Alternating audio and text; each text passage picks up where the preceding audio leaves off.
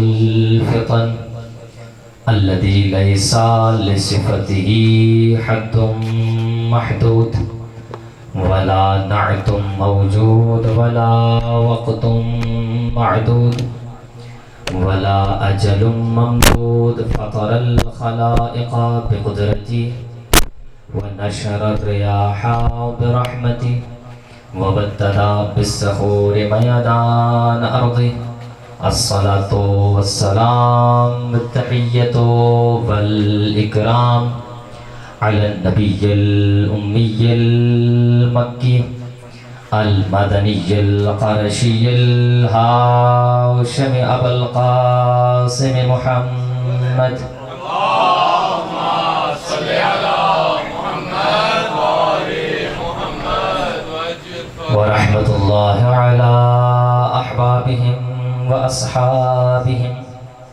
وشيعتهم ومواليهم ولعنة الله على أعدائهم أجمعين أما بعد فقد قال الله سبحانه وتعالى في محكم كتابه المجيد وفرقانه الحميد وقوله الحق بسم الله الرحمن الرحيم وما أرسلنا من قبلك إلا رجالا نوحي إليهم فاسألوا أهل الذكر إن كنتم لا تعلمون بواز بلند صلوات اللهم صل على محمد وآل محمد وأجل فرجهم.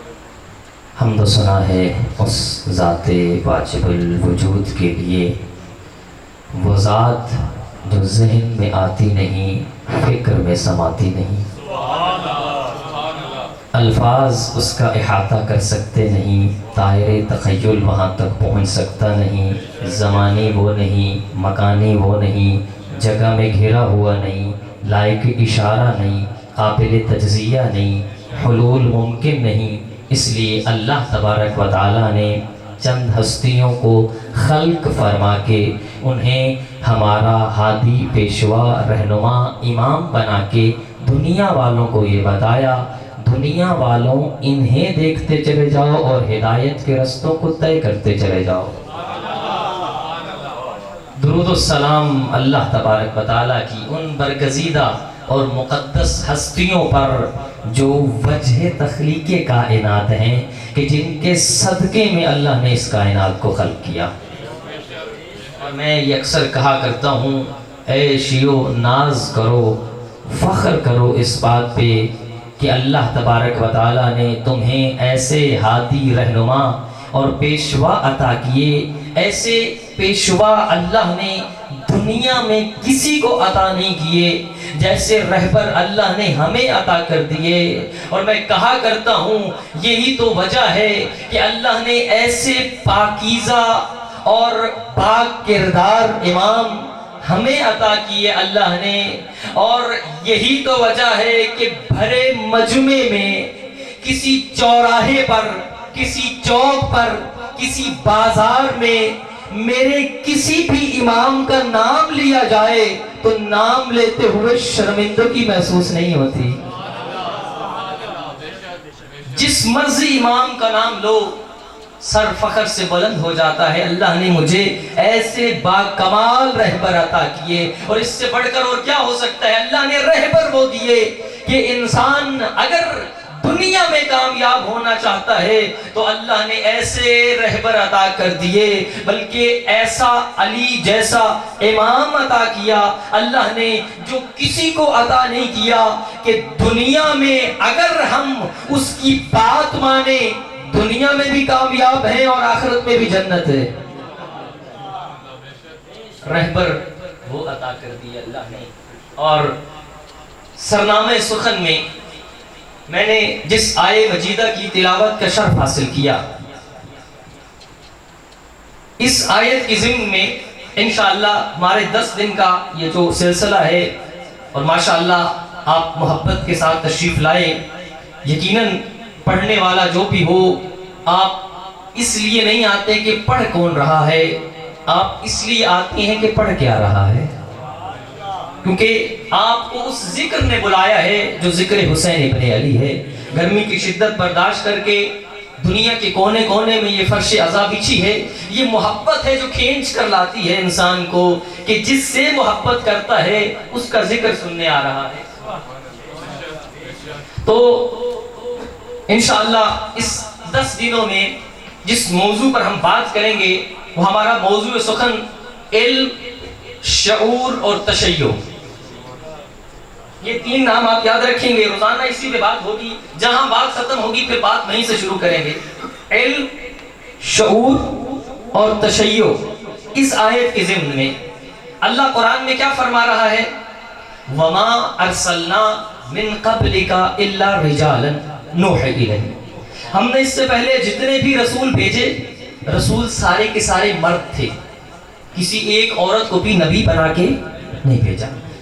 سارے کے سارے اللہ نے 1,24,000 انبیاء بھیجے، ان میں 313 رسول بنائے، 313 میں 5 اولو العزم اور ان کا سردار پیغمبر کو بنایا۔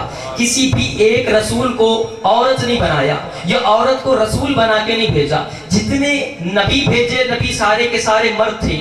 پھر یہ تعلیم کا سلسلہ کیسے؟ اللہ نے کہا نوحی الیہم، ہم ان کی طرف وحی کیا کرتے تھے۔ وہ جو نبی آتا تھا وہ اپنی طرف سے بات نہیں کرتا تھا، جو اللہ کا حکم ہوتا تھا وہ بات۔ یہ چھوٹی سی تمہید لینا چاہ رہا ہوں، آج اگر تمہید سمجھ میں آ گئی تو 10 دنوں کی بات اسی پر ہوگی انشاءاللہ۔ پھر فرمایا فَاسْأَلُوا أَهْلَ الذِّكْرِ إِن كُنتُمْ لَا تَعْلَمُونَ، اور اگر تم نہیں جانتے تو اہل ذکر سے سوال کرو۔ اگر تم نہیں جانتے تو اہل ذکر سے سوال کرو۔ تو بنیادی مجلس میں میرے 3 سوال۔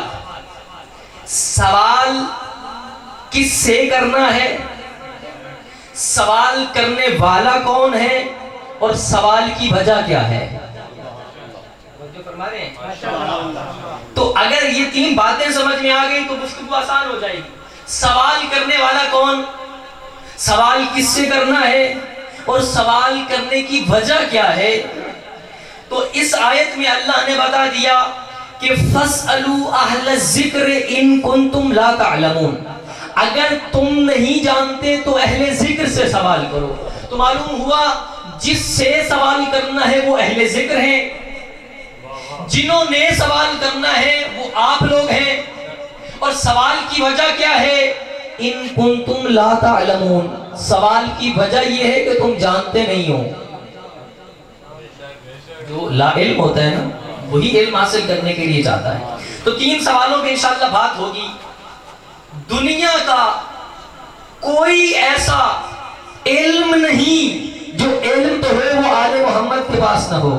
جیو جیو، نعرہ تکبیر، نعرہ تکبیر، نعرہ تکبیر، نعرہ رسالت، نعرہ رسالت، نعرہ رسالت۔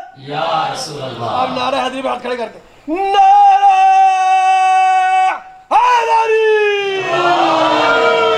ماشاءاللہ جی ماشاءاللہ۔ دنیا کا کوئی ایسا سوال نہیں جو سوال تو ہو اور اس کا جواب آل محمد کے پاس نہ ہو۔ دنیا کا کوئی ایسا علم نہیں جو علم تو ہو اور آل محمد کے پاس نہ ہو۔ یا اس سے بڑھ کے کہوں، دنیا کا کوئی عالم ایسا نہیں جو علم کا دعویٰ تو کرے لیکن آل محمد کے دروازے پہ نہ جھکے۔ جیو جیو جیو، ماشاءاللہ ماشاءاللہ۔ عالم عالم ہی نہیں، کیا بات، علم کی خیرات تو اسی دروازے سے ملتی ہے۔ بے شک بے شک۔ تو واپس آؤ بھائی، سوال اس لیے کرنا ہے کہ تم جاہل ہو۔ سوال کس سے کرنا ہے؟ سوال کرنا آل محمد سے ہے۔ سوال کیوں کرنا ہے؟ کیونکہ اللہ فرما رہا ہے وَاللَّهُ أَخْرَجَكُم مِّن بُطُونِ أُمَّهَاتِكُمْ لَا تَعْلَمُونَ شَيْئًا۔ اگر 10 دن بات کریں گے نا قرآن سے بات کریں گے، ساتھ رہیں گے انشاءاللہ، تو بات قرآن سے ہوگی، کیونکہ قرآن میں تو کسی کو اختلاف نہیں ہے نا، تو قرآن سے باتیں کریں گے۔ قرآن کیا کہتا ہے؟ قرآن کہتا ہے وَاللَّهُ أَخْرَجَكُم مِّن بُطُونِ أُمَّهَاتِكُمْ لَا تَعْلَمُونَ شَيْئًا۔ اللہ نے تمہیں تمہاری ماؤں کے شکموں سے اس طرح سے پیدا کیا کہ جب تم دنیا میں آئے تو کچھ نہیں جانتے تھے۔ یعنی تم دنیا میں آئے تو جاہل آئے، تم دنیا میں آئے تو جاہل آئے. اچھا اے اللہ، اگر دنیا میں انسان کو جاہل بنایا، کیا اس کے علم کا کوئی ذریعہ بنایا؟ کہاں؟ واللہ اخرجکم من بطون امہاتکم لا تعلمون شیئا، اور تم جانتے نہیں تھے، لیکن اللہ نے وجعل لکم السمع والبصر، اللہ نے تمہارے علم کے لیے تمہیں آنکھیں بھی دیں، اللہ نے تمہیں کان بھی عطا کیے، اللہ نے تمہیں دل بھی عطا کیا. تمہیں اللہ نے بتا کیا انسان دنیا میں آیا تو جاہل، لیکن علم کے لیے کان عطا کیے، علم کے لیے آنکھیں عطا کی، علم کے لیے زبان عطا کی. تو انسان دنیا میں آنے کے بعد حواس خمسہ کا محتاج، انسان دنیا میں آنے کے بعد علم کے لیے آنکھوں کا محتاج، علم کے لیے کانوں کا محتاج، علم کے لیے زبان کا محتاج. بھائی شیعہ فخر کر اس بات پہ، انسان جب دنیا میں آیا تو جاہل آیا، علم کے لیے حواس خمسہ کا محتاج. اور جب آل محمد اس دنیا میں آئے، علم کے لیے نہ آنکھوں کے محتاج، علم کے لیے نہ کانوں کے محتاج، علم کے لیے نہ زبان کے محتاج. وہ تو دست نبوت ہے یہ کہتے ہوئے آئے، اے رسول توریت سناؤں، زبور سناؤں، انجیل سناؤں یا قرآن سناؤں؟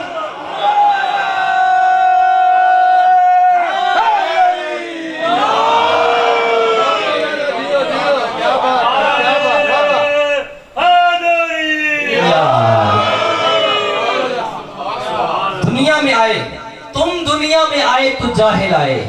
تمہیں دنیا میں آنے کے بعد استاد کی ضرورت ہے، لیکن جب آل محمد کا بچہ اس دنیا میں آتا ہے انہیں دنیا کی استادوں کی ضرورت نہیں ہوتی.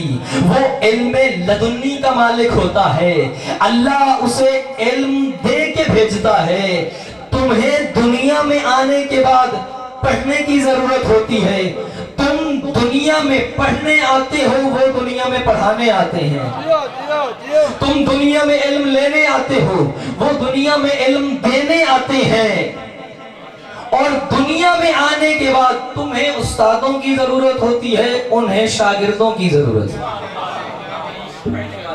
کوئی تو پڑھے، آؤ سوال کرو، اس دروازے پہ آؤ، جو سوال کرو گے اس کا جواب اسی دروازے سے ملے گا. اور یاد رکھو آل محمد کے چھوٹے اور بڑے میں فرق نہیں ہوتا. وہ آل محمد کا جو بچہ ہے وہ علم لدنی کا مالک ہوتا ہے، چاہے بچپنے میں ہو، چاہے جوانی میں ہو، چاہے بڑھاپے میں ہو. کہ آل محمد کے چھوٹے اور بڑے میں فرق نہیں ہوتا. ہاں اتنا فرق ضرور ہوتا ہے، اگر آل محمد کا بچہ اگر پنگھوڑے میں لیٹا ہو تو اژدہا کے 2 ٹکڑے کر دیتا ہے، اور اگر جوانی میں قدم رکھے تو درے خیبر کو اکھاڑ دیتا ہے.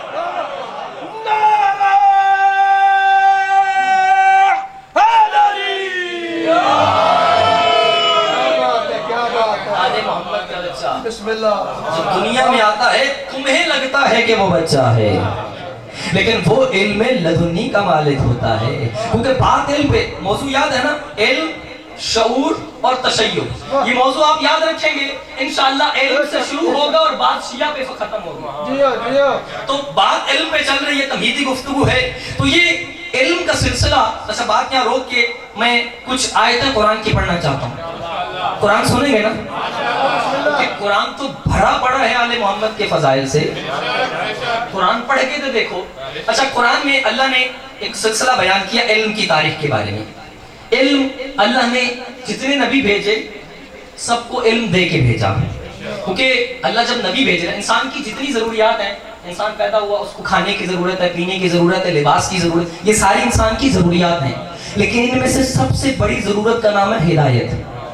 اللہ نے پیدا کیا تو ہدایت بھی چاہیے. اگر اللہ انسانوں کو پیدا کر دیتا اور کوئی ہادی نہ بناتا، کوئی رہنما نہ ہوتا، کوئی پیشوا نہ ہوتا، اور جب قیامت کا دن ہوتا اور بندے کو جہنم میں پھینکا جاتا، اعتراض کر سکتا ہے میرا اللہ جہنم کیوں؟ نہ کوئی ہادی، نہ کوئی رہبر، نہ کوئی ڈنگی سیدھی سمجھان والا. میرا اللہ کوئی تو آتا جو ہمیں سیدھے رستے پہ لاتا، کوئی تو ہمیں بتاتا یہ سیدھا رستہ ہے. تو اللہ نے مخلوقات کو بعد میں پیدا کیا، ہادی کو پہلے پیدا کیا، ہادی پہلے مخلوقات بعد میں، تاکہ کوئی بندہ اعتراض نہ کرے میرے اللہ جب میں آیا دنیا میں تو ہادی نہیں تھا، میں محروم ہدایت رہ گیا۔ اللہ نے یہ اعتراض بند کر دیا اور یہ دروازہ ہی بند ہو گیا۔ ہادیوں کو پہلے بھیج کے لوگوں کو بعد میں خلق کیا کہ جب بھی جسے بھی ہدایت کی ضرورت پڑے تو ہادی موجود ہو۔ تو کائنات میں اللہ نے پہلا نبی آدم کو بنا کے بھیجا، حضرت آدم علیہ السلام پہلے نبی، ایسے ہی ہے۔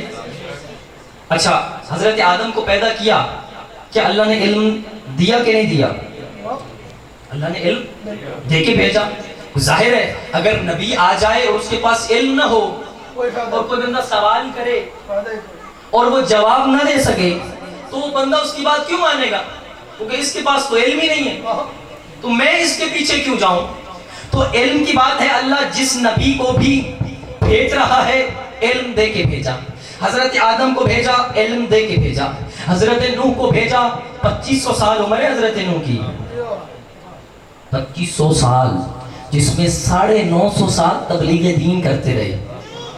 950 سال کوئی عام بات ہے؟ آج کل کی عمر تو میکسیمم 70-80، پرانے بزرگ ہوں گے 100 سال کو کراس کیا ہے، وگرنہ 60-70 یہ عمر چل رہی ہے۔ 950 سال صرف دین کی تبلیغ کی۔ وہ نبی کہ جو 950 سال تبلیغ کرتے رہے اور بدلے میں روایت کی اتنے پتھر لگتے نوح نبی کو، ایک دن اتنے پتھر لگے کہ پتھروں کے نیچے دب گئے، لیکن نوح نبی اگلے دن انہی پتھروں پہ کھڑے ہو کے کہتے آؤ اللہ کی طرف بلانا۔ یہ محبت تھی دین کے ساتھ، آؤ اللہ کی طرف بلاتا ہوں۔ 950 سال کے بعد بھی روایت کہتی ہے صرف 27 لوگ مسلمان ہوئے۔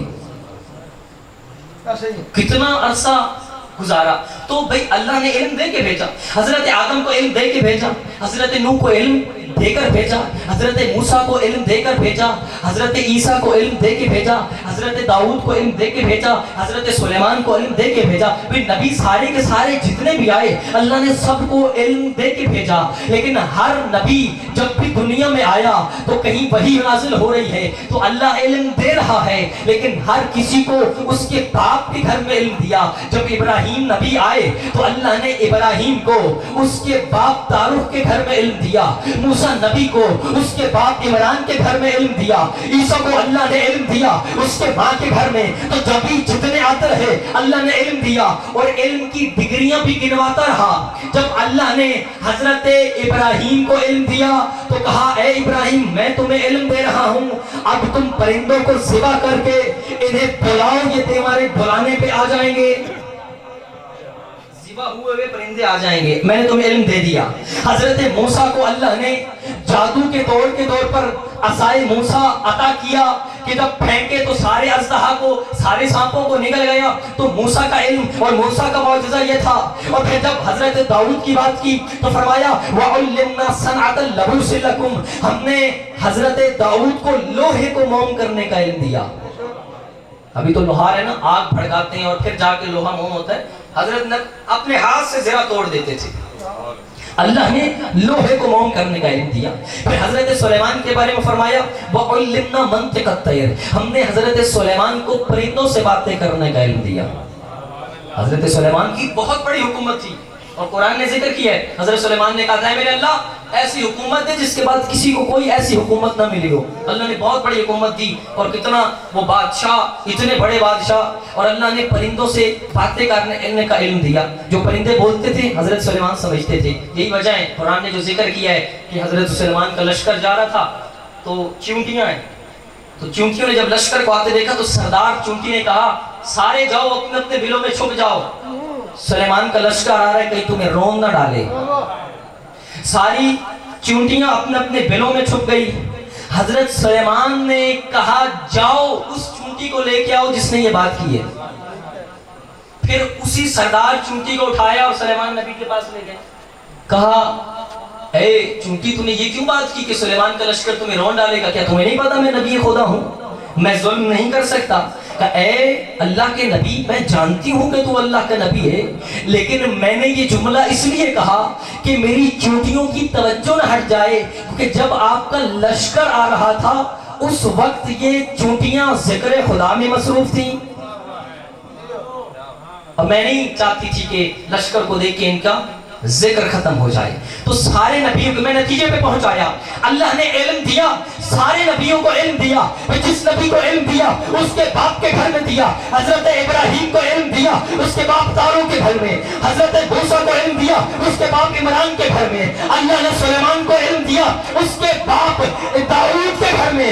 اللہ نے جتنے نبیوں کو علم دیا, جو ان کے باپ کے گھر میں آئے, اللہ انہیں علم دیتا رہا. اور جو اللہ کے گھر میں پیدا ہوا,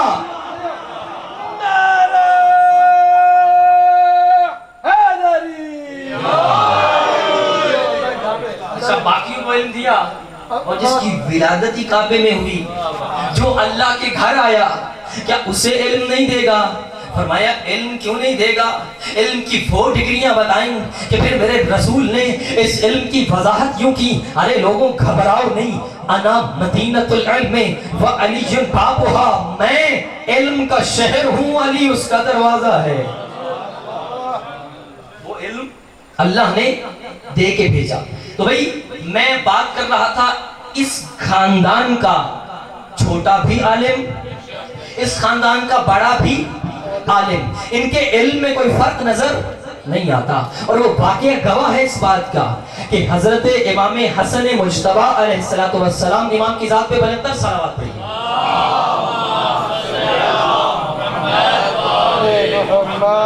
امام کی عمر ہے چھوٹی ساری, پنگھوڑے میں لیٹے ہوئے ہیں امام, اور امام کی حالت یہ ہے کہ آسمان کو تکے جا رہے ہیں, مسلسل ایک ٹک ٹکی سی بندی ہوئی ہے, امام پلکے نہیں جھپک رہے. جب خادمہ نے یہ منظر دیکھا تو گھبرا گئی, پریشان ہوئی, اور آئی بنت رسول اللہ, لگتا ہے آپ کا بچہ بیمار ہے, آخری سانسیں چل رہی ہیں. تو جناب سیدہ نے پوچھا کیا ہوا؟ کیا امام حسن کی حالت یہ ہے کہ آسمان کو دیکھے جا رہے ہیں, نہ پلکے جھپک رہے ہیں, یہ ٹکٹے کی سی بندی ہوئی ہے. جب جناب سیدہ آئیں, امام حسن کو ہاتھ لگایا, چھوئی, اور چھو کر امام حسن مجتبی کی حالت دیکھا, اور دیکھنے کے بعد اپنی خادمہ ام ایمن کو دیکھا, اور دیکھ کے کہا ام ایمن تو کیا دیکھتی ہے؟ ان ابن الحسن قد یطالع لوح المحفوظ, یہ میرا بیٹا حسن پنگھوڑے میں لیٹے ہوئے لوح محفوظ کا مطالعہ کر رہا ہے. سبحان اللہ, نعرہ تکبیر,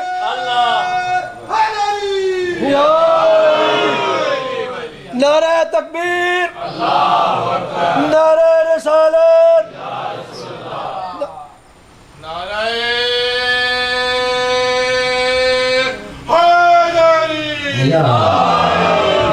ان ابن الحسن قد یطالع لوح المحفوظ, یہ پنگھوڑے میں لیٹے ہوئے لوح محفوظ کا مطالعہ کر رہا ہے. تو یہ بچپنے میں بھی اللہ علم دے کے بھیجتا ہے, بچپن میں ہو, جوانی میں ہو, ان کے علم میں کوئی فرق نظر نہیں آتا. کیوں؟ اور یہ ضروری ہے کہ جو بھی ہدایت کرنے کے لیے آئے وہ علم لے کے آئے, اسے دنیا میں علم لینے کی ضرورت نہ پڑے. کیونکہ امام کسے کہتے ہیں؟ امام کہتے ہی اسے ہیں کہ دنیا کی ساری ضروریات جس دروازے سے مل جائیں اسے امام کا دروازہ کہتے ہیں. کوئی ضرورت ہو, اور اس ضرورت میں سب سے بڑی ضرورت علم ہے, ہدایت. اگر ہدایت کی ضرورت ہے اور جس کے دروازے پہ گئے وہ ہدایت کر ہی نہیں سکتا, تو پھر خلقت کا مقصد عبث ہو جائے گا کہ اللہ نے انسان کو فضول خلق کیا. تو امام کہتے ہی اسے ہیں. اور آپ کو بات سناؤں, خلیل احمد فراہیدی, نام سنا ہوگا, یہ شاید پہلی دفعہ سن رہے ہوں گے. خلیل احمد فراہیدی نحو کی دنیا کا بہت بڑا نام, جو مسلک اہل سنت سے تعلق رکھتے تھے اور نحو لکھتے تھے. یہ عربی کے جو قواعد ہیں نا وہ لکھتے تھے.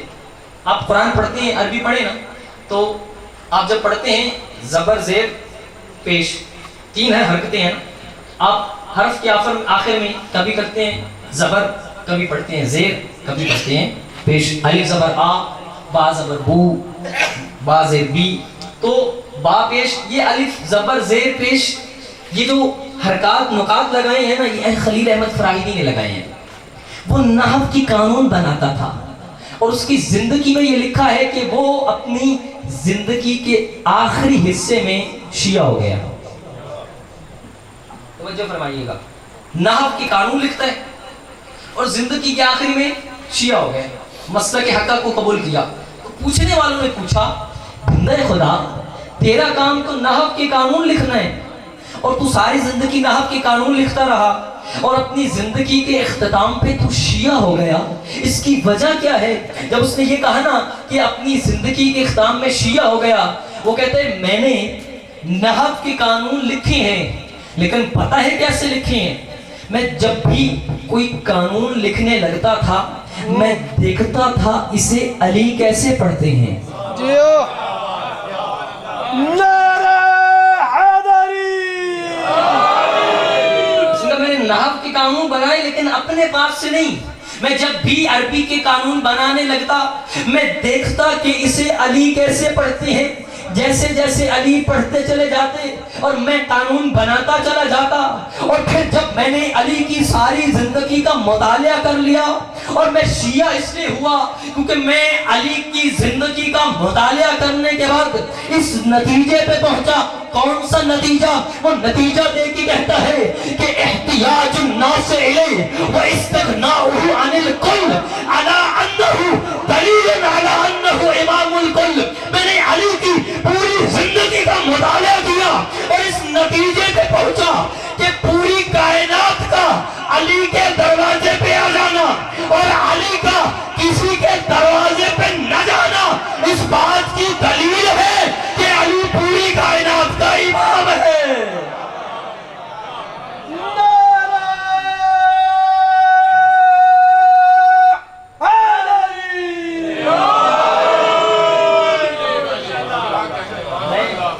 میں اس نتیجے پہ پہنچا کہ ساری دنیا کو میں نے دیکھا علی کے دروازے سے سوال کرتے ہوئے، جسے جب بھی ضرورت پڑی علی کے دروازے پہ سوال کرتا ہوا نظر آیا، لیکن میں نے علی کو کبھی کسی سے سوال کرتے نہیں دیکھا۔ تو میں نے یہ نتیجہ نکال لیا کہ جہاں ساری ضرورتیں پوری ہوتی ہوں اسے ہی تو علی کہتے ہیں،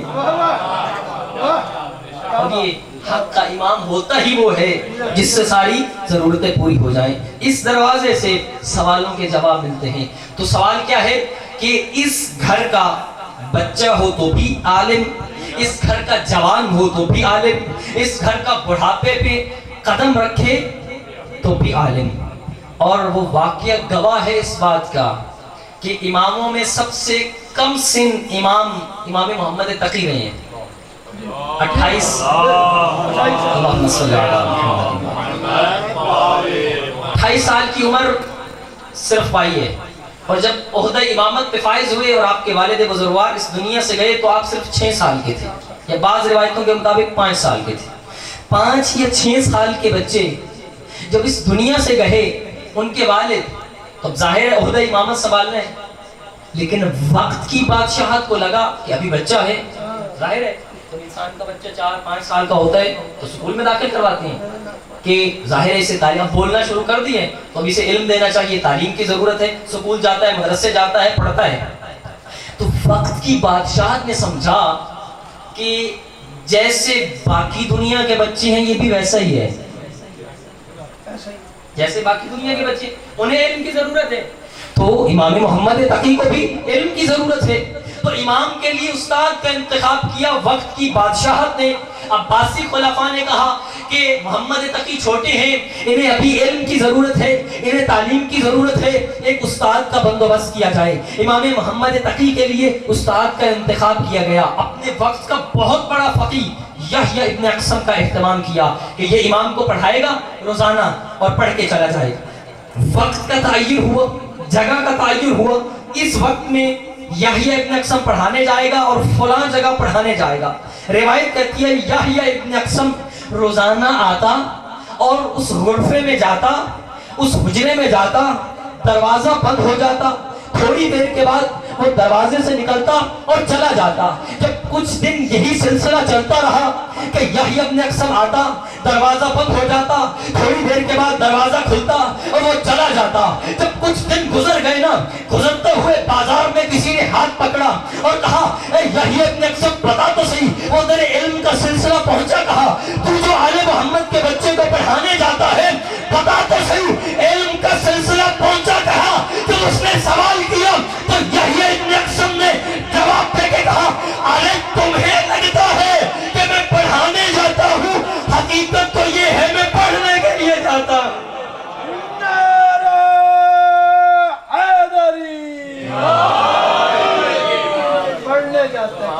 तुम्हें लगता है मैं पढ़ाने के लिए जाता हूँ, हकीकत तो ये है कि मैं पढ़ने के लिए जाता हूँ। और एक दिन जब दरवाज़ा खोला गया, मसनद उस्तादी पे मोहम्मद तकी बैठे थे,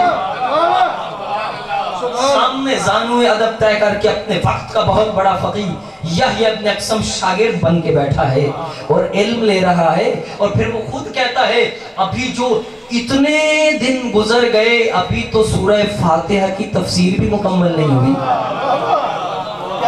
क्या बात मैं से जो जा रहा हूँ, अभी तो सूरह फातिहा की तफसीर भी मुकम्मल नहीं हुई। मैं कहता हूँ, ए यहया इब्न अक्सम, अगर तू सारी जिंदगी भी मोहम्मद तकी अलैहिस्सलाम के सामने ज़ानुए अदब तय करके सारी जिंदगी पढ़ता रहे तो सूरह फातिहा की तफसीर मुकम्मल नहीं हो सकती। क्यों? क्योंकि बात बिस्मिल्लाह की बे से आगे बढ़ेगी तो बात खत्म होगी। जियो जियो नारा हैदरी।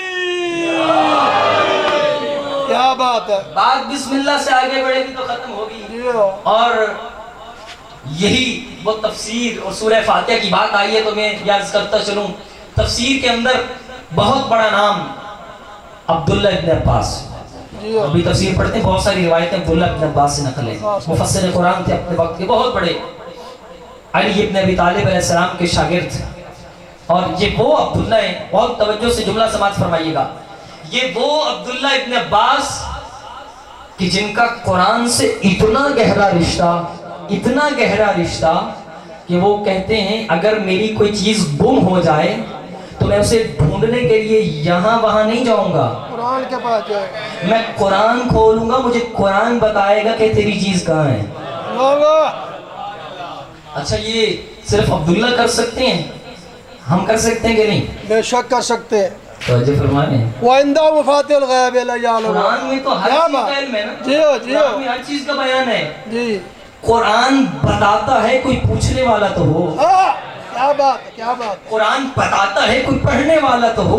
कुरान के खोलो तो सही, कुरान से दोस्ती तो करो, फिर जब कुरान से दोस्ती करोगे तो कुरान बातें करेगा। जियो जियो बेशक बेशक। बंदा जाता है ना किसी से, क्या बात, खामोश है, ये भी खामोश, मैं उसको नहीं जानता, वो मुझे नहीं जानता, जी, जी, आराम से बैठे रहेंगे। तो बात चलती है जब दोस्ती होती है, एक दूसरे से बात करेंगे, जब कुरान खोलेंगे, कुरान को पढ़ेंगे, कुरान का तर्जुमा पढ़ेंगे, कुरान की तफसीर करेंगे तो कुरान जवाब देगा और कुरान बातें करेगा और यकीनन कहते कुरान मुझे बताएगा तेरी चीज कहाँ है। और फिर अगला सवाल, यही अब्दुल्ला इब्न अब्बास, लोगों ने पूछा, क्यों बहुत बड़े मुफस्सिर कुरान थे ना, लोगों ने पूछा, अच्छा इतना तो बता कि अली में और बाकी सहाबा में क्या फर्क है? जियो जियो। अपनी बात से नहीं कर रहा है, सुन्नत की किताबों ये रिवायत नकल है। अब्दुल्ला इब्न अब्बास से लोगों ने पूछा कि अच्छा ये तो बता, तू जो अली का शागिर्द है, तू बता अली में और पैगंबर के बाकी सहाबा में क्या फर्क है? बड़ा ही लतीफ जवाब दिया, फरमाया मुझे और तो कुछ नहीं पता कि क्या फर्क है, बस इतना जानता हूँ कि सहाबा रोज अली से पूछते थे, अली ने कभी किसी सहाबी से नहीं पूछा।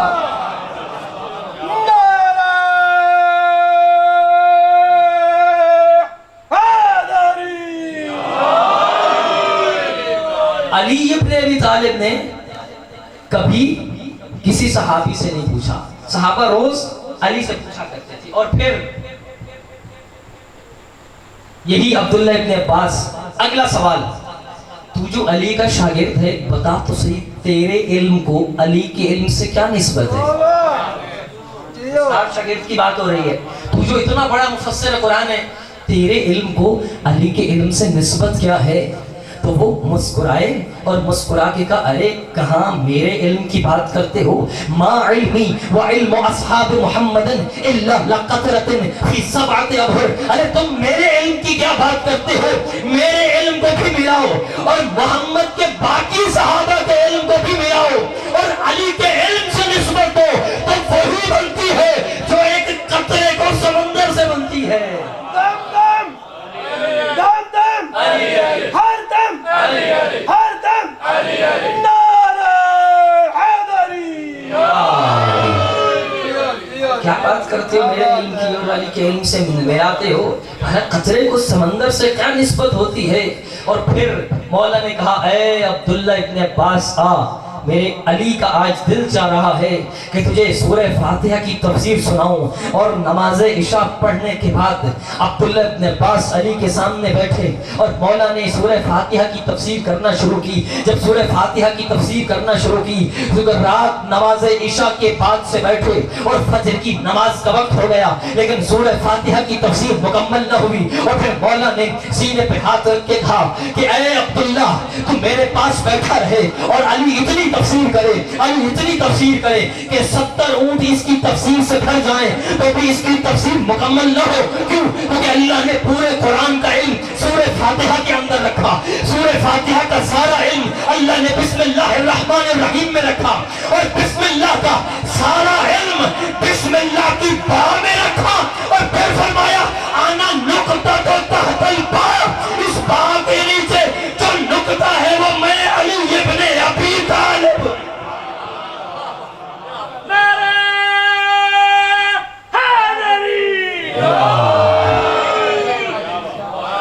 انا نقطہ تو تحت البا، علی علی ہے، کیا بات۔ نقطہ، اچھا نقطے کی بات آئی ہے، بس نقطے پہ بات آج ختم کرتے ہیں، اسی نقطے سے کل آغاز کریں گے۔ نقطہ، یہ نقطہ کیا ہے؟ جسے انگلش میں ڈاٹ کہتے ہیں، یہ نقطہ کیا ہے؟ اس کی کوئی حیثیت ہے؟ یہ نقطہ بنیادی حیثیت رکھتا ہے۔ نقطے سے مل کے حرف بنتے ہیں، حرف سے الفاظ بنتے ہیں، الفاظ سے جملات بنتے ہیں، جملات سے داستانیں بنتی ہیں، اور داستانیں اکٹھی ہوں تو کتاب بن جاتی ہے۔ تو بات شروع نقطے سے ہوتی ہے، تو نقطہ مرکزی کردار ہے کہ بات نقطے سے شروع ہوئی اور پھر داستانیں بن گئی۔ تو نقطہ اپنے اندر دو حیثیتیں رکھتا ہے، نقطے کی دو حیثیت، بس آج یہیں پہ مکمل کر رہا ہوں۔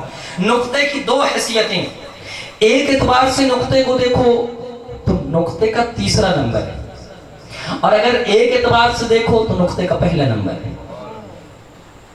اگر نقطے کو مقام وجود میں دیکھنا ہے تو جب ہم الف با لکھتے ہیں تو سب سے پہلے الف، پھر با، پھر اس کا نقطہ، الف با اور پھر اس کا نقطہ آتا ہے۔ تو مقام وجود میں اس کا تیسرا نمبر ہے کہ پہلے الف، پھر با اور پھر اس کا نقطہ۔ اور اگر مقام معرفت میں دیکھو تو نقطے کا پہلا نمبر، کیونکہ نقطہ ہوگا تو پتہ چلے گا یہ با ہے، یہ تا ہے۔ توجہ فرما رہے ہیں؟ میں جملہ آپ کے حوالے کرنے جا رہا ہوں۔ نقطہ وجود میں دیکھو تو تیسرا نمبر با، پھر الف با اور با کا نقطہ، اور مقام معرفت میں دیکھنا ہے تو نقطہ آ کے تعارف کرواتا ہے۔ اگر نیچے ایک نقطہ ہو تو با، اوپر دو نقطے ہو تو تا، تین نقطے ہو تو سا، تو نقطہ آ کے معرفت کرواتا ہے۔ تو بھئی نقطے کا مقام وجود میں تیسرا نمبر، مقام معرفت میں پہلا نمبر، اور میرے مولا علی کہہ رہے ہیں انا نقطہ تو تحت البا، اس با کے نیچے جو نقطہ ہے وہ میں علی ابن ابی طالب ہوں۔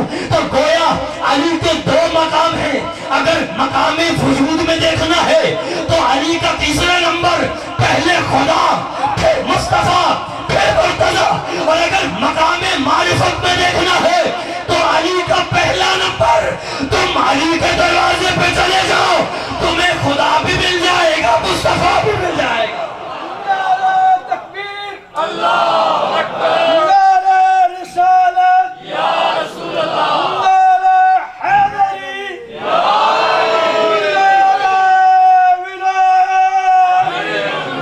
جیو جیو بولا، کیا بات ہے جی۔ اس دروازے پہ آؤ، یہ مقام معرفت، اور ہم نے تو کبھی وہ توحید پڑھی نہیں جو علی نے بتائی۔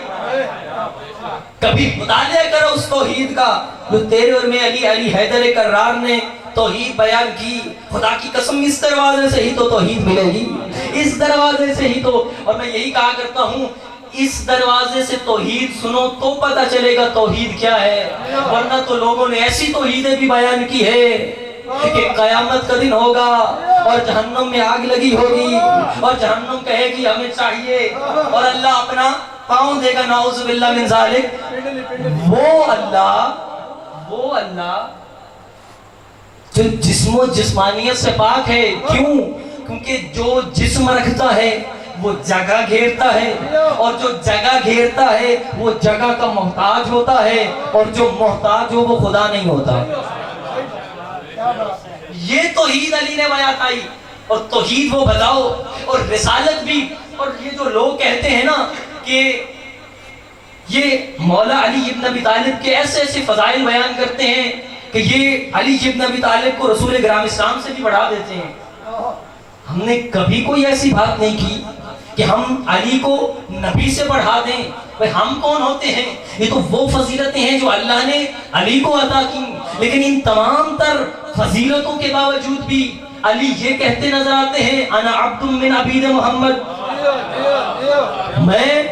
میں علی تو محمد کے غلاموں سے ادنا سا غلام ہوں۔ لیکن لوگ کہتے ہیں یہ توہین رسالت کرتے ہیں، علی کو نبی سے بڑھاتے ہیں، اس کی وجہ یہ ہے کہ یہ نبی کہیں اور سے سنتے ہیں اور علی ہم سے سنتے ہیں۔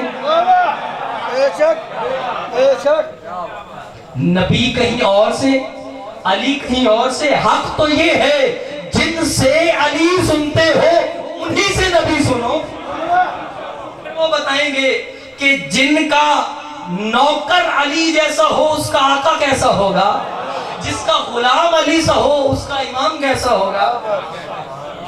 علی جیسا فرماتے ہیں انا عبد من عبید محمد۔ تو بات آج نقطے پہ رکیے، انشاءاللہ کل نقطے سے ہی بات کا آغاز کریں گے۔ یہ وہ توحید ہے جو آل محمد نے پہنچائی ہے، وہ توحید کہ جو رہتی دنیا تک یزید جسے ختم کرنا چاہتا تھا، اور یزید یہ کہتا تھا لعبت بن ہاشم بالملک، یہ تو حکومت کے لیے ڈھونگ رچایا ہے، نہ کوئی قرآن، نہ کوئی وحی، نہ کوئی نبی، وہ تو توحید کو ہی ختم کرنا چاہتا تھا۔ لیکن حسین ابن علی نے یہ اعلان کر کے بتایا یہ سر کٹ تو سکتا ہے لیکن کبھی بھی جھک نہیں سکتا۔ حسین نے سر دے دیا لیکن توحید کو بچایا۔ حسین نے توحید کی وہ باتیں قیامت تک کے لیے، اور اگر میں کہا کرتا ہوں اگر حسین ابن علی کربلا میں نہ آئے ہوتے تو یہ شاید دین اس طرح سے باقی نہ رہتا۔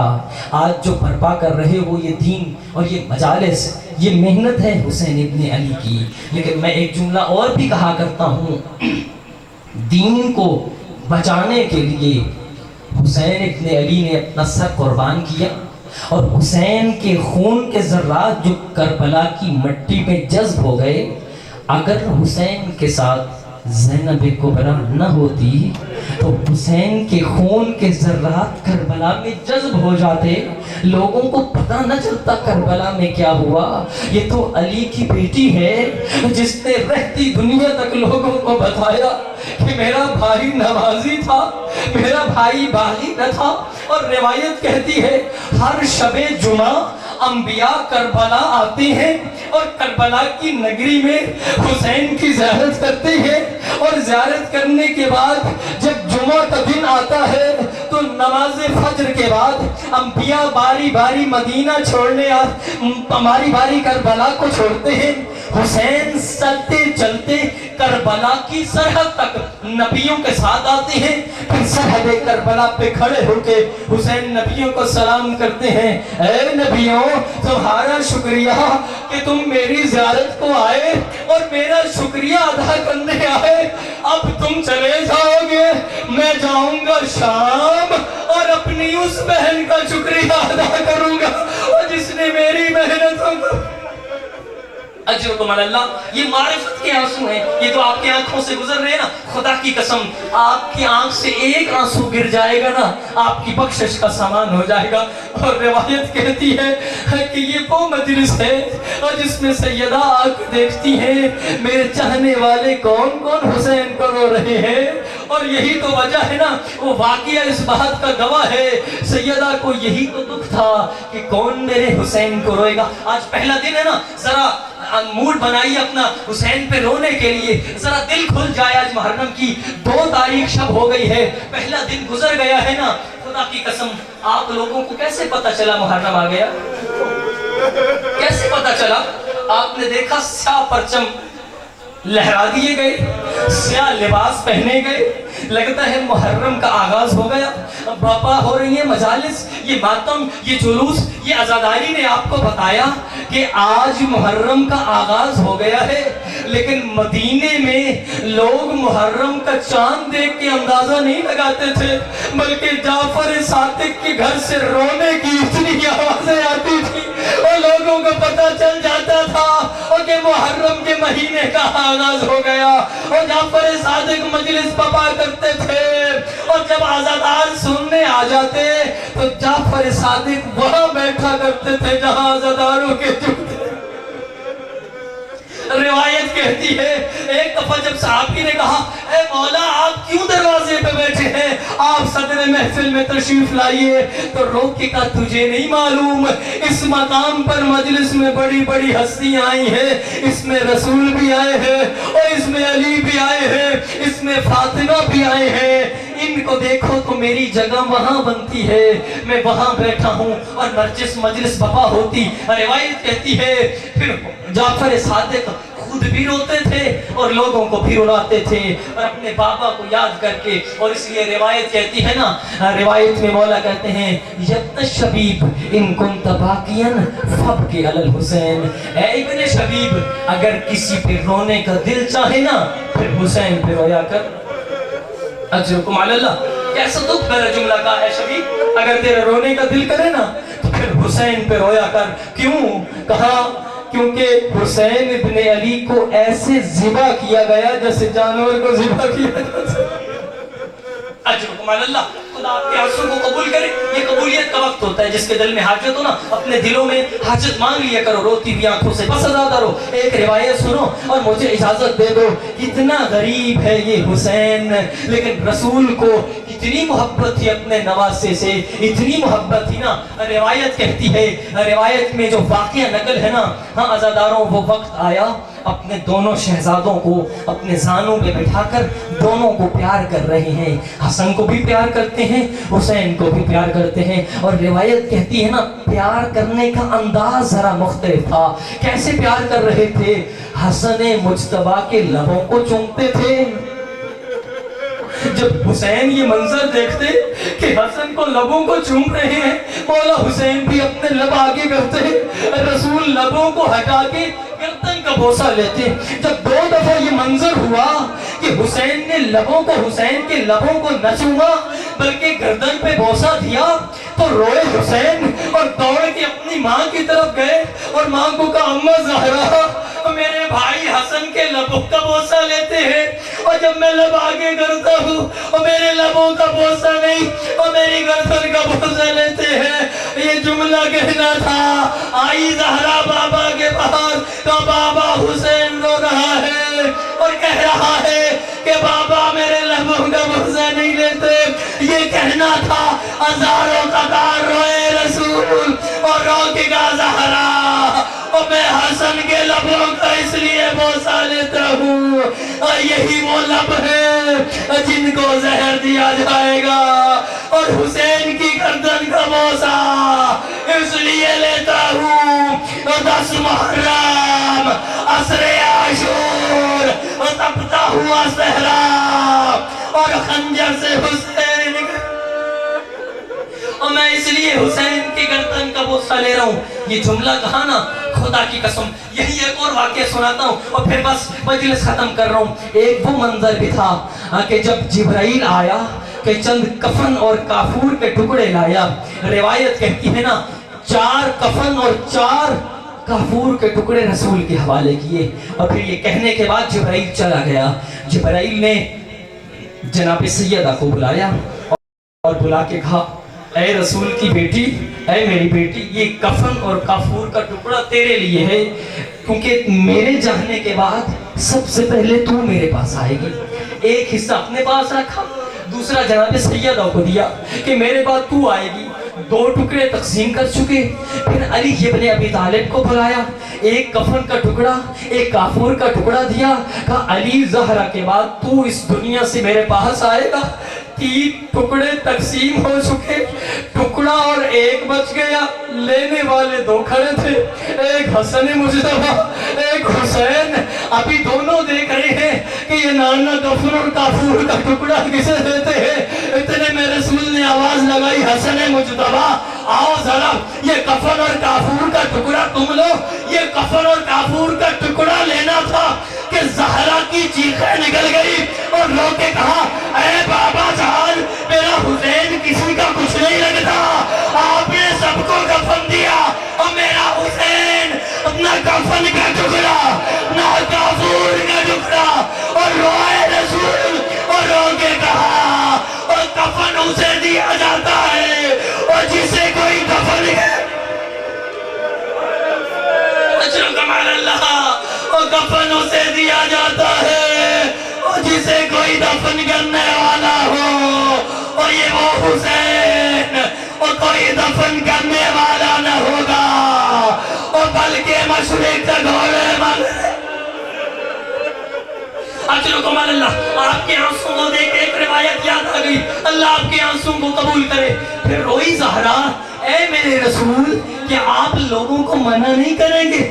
جب یہ جملہ کہا نا, کہ رسول کی بیٹی میں اس وقت موجود نہ ہوگا, کہ اس کے بابا علی نہ ہوں گے, کہ اس کے بابا علی بھی نہ ہوں گے, کہ اس کا بھائی حسن نہیں ہوگا, کہ اس کا بھائی حسن بھی نہیں ہوگا. پھر رو کے کہا, اگر بچوں پہ مشکلات آ جائیں تو مائیں گھروں سے باہر نکل جاتی ہیں, اور میں چادر تطہیر پہن کے اور لوگوں کو منع کروں گی نہ مارو میرے حسین کو. اے رسول کی بیٹی, رونے کی بات تو یہ ہے, تو بھی اس وقت موجود نہ ہوگی, کہاں کون میرے حسین کو روئے گا. اور گھبراؤ نہیں, اللہ ایک ایسی امت پیدا کرے گا, اور جس کے بچے تیرے بچوں کو روئیں گے, اور جس کے جوان تیرے جوانوں کو روئیں گے, اور جس کے بوڑھے تیرے بوڑھوں کو روئیں گے. یہی تو وجہ ہے, کوئی ہمارا مر جائے محرم میں ہم اسے نہیں روتے, اور زہرا کے غریب کو روتے ہیں. اور یہی وجہ ہے, ایک مومنہ کا جوان بچہ مر گیا, اس نے دفن کر دیا اور قبر پہ آ کے کہی, اے میرے لال اللہ کے حوالے, آج کے بعد تیری ماں تیرے قبر پہ نہیں آئے گی, کیونکہ زہرا کے بیٹے کے دن آ گئے ہیں. آپ سے میں تجھے نہیں بلکہ زہرا کے بیٹے کو رہوں گی. روایت کہتی ہے کہ جب محرم گزر چکا, اپنے بیٹے کی قبر پہ آئی, کیا دیکھا, ایک کالے برقے والی بی بی اس کے بیٹے کی قبر پہ بیٹھی اور روئے جا رہی ہے. یہ منظر دیکھا, کندھے پہ ہاتھ رکھ کے کہا, او بی بی تو کون ہے؟ یہ جملہ کہنا تھا نا, کہ مجھے نہیں پہچانتی, کہ تو کون ہے, کہ یہ کس کی قبر ہے, کہ یہ میرے بیٹے کی قبر ہے. یہ جملہ کہا نا, تڑپ کے کہتی ہے, اے بی بی لگتا ہے تو بھول گئی ہے, یہ تو میرے بیٹے کی اتنا کہنا تھا. اور روئی وہ بی بی اور کہا, جو مرضی کہے, مجھے یہ جملہ نہ کہے بھول گئی ہے, یہ وہ جملہ ہے جو مجھے بابا کے در. اے بی بی تو بھول کے آئی ہے کہ میں وہ بی بی ہوں, آ مجھے گلے سے لگا. تو میرے حسین کو روتی رہی, میں تیرے بیٹے کو.